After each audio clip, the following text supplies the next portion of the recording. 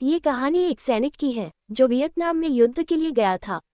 युद्ध समाप्त होने के बाद जब उसके घर लौटने की बारी आई तो उसने अपने माता पिता को सैन फ्रांसिस्को से फ़ोन किया, माँ और पिताजी, मैं घर आ रहा हूँ, लेकिन घर आने से पहले मुझे आपसे एक बात पूछनी है। मेरा एक दोस्त है जिसे मैं अपने साथ घर लाना चाहता हूँ, क्या मैं उसे ला सकता हूँ?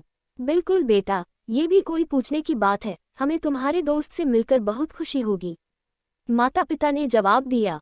लेकिन पहले एक बात आप लोग जान लें, सैनिक बोलता गया, युद्ध में वह बहुत बुरी तरह घायल हो गया है। उसने एक बारूदी सुरंग पर पैर रख दिया था और उसमें उसने अपना एक हाथ और पैर गंवा दिया है। उसके पास कोई जगह नहीं है जहां वो जा सके, इसलिए मैं उसे अपने साथ रहने के लिए लाना चाहता हूँ।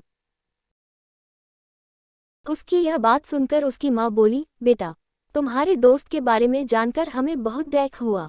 हो सकता है हम उसके रहने के लिए कोई जगह तलाश कर सकें। नहीं माँ, मैं चाहता हूँ कि वो हमारे साथ रहे। लेकिन बेटा, अब पिता ने कहा, तुम समझ नहीं रहे हो कि तुम क्या चाह रहे हो। इस तरह का अपाहिज व्यक्ति हमारे लिए कितना बड़ा बोझ होगा। हमारी अपनी जिंदगी है जीने के लिए और हम नहीं चाहते कि इस तरह की कोई भी परिस्थिति हमारी जिंदगी में दखल दे।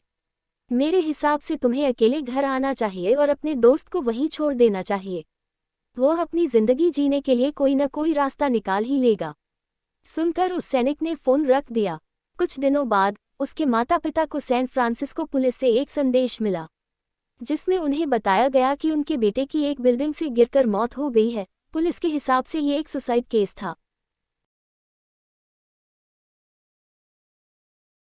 दुखी माता पिता ने तुरंत ही सैन फ्रांसिस्को के लिए फ्लाइट बुक कराए और वहां पहुंच गए। वहां उन्हें शहर के मुर्दाघर ले जाया गया ताकि वे अपने बेटे की पहचान कर सकें। उन्होंने उसकी पहचान कर ली, किंतु ये देखकर उनकी कपकपी छूट गई कि उनके बेटे का बस एक हाथ और एक पैर था। दोस्तों, इस कहानी में जो माता पिता हैं वे हम में से बहुत से लोगों की तरह हैं जो अपनी सुविधाओं को सबसे अधिक महत्व देते हैं। वे उन लोगों से प्यार करना या रहना या समय बिताना चाहते हैं जो दिखने में अच्छे हैं, स्वस्थ हैं या फिर जिनके साथ रहकर उन्हें मजा आता है। वे ऐसे लोगों को पसंद नहीं करते जो देखने में स्वस्थ, सुंदर या स्मार्ट नहीं है या जिनके साथ वे मजा नहीं कर पाते या जो किसी भी रूप में उनके लिए असुविधाजनक हैं। वे ऐसे लोगों से दूरी बनाकर रखते हैं।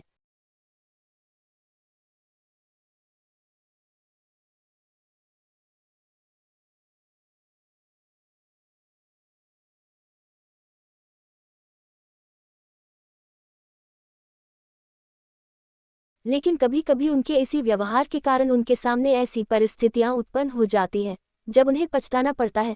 आइए लोगों को वे जैसे हैं वैसे ही अपनाएं और ज़रूरत पड़ने पर उनकी मदद करें।